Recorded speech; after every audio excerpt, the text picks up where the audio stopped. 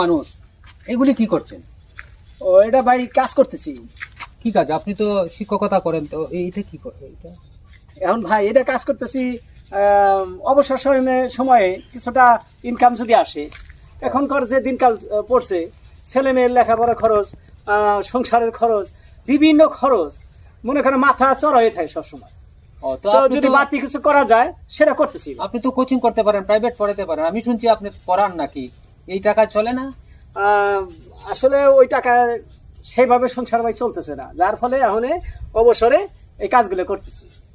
ও কাজে তো কোনো লজ্জা সরম নাই ভাই। ও আমি চুরি শুনছি- ডাকাতি আমি শুনছি- রাহাজানি না করলে আমি কোনো শুনছি সমস্যা আপনি ছাত্রদের কাছে টাকা পয়সা নেন না। নেই। না, অনেকের কাছে নেই না, যারা গরিব মানুষ তার কাছে টাকা পয়সা আমি নেই না। আর যারা আর্থিক সচ্ছলতা আছে ওরা দেয় ভাই। কিছু টাকা পয়সা নিয়েন। দেখি এরপর থেকে আমি একটু চেষ্টা করব, কারণ কাজ করতেছে ভাই। হ্যাঁ।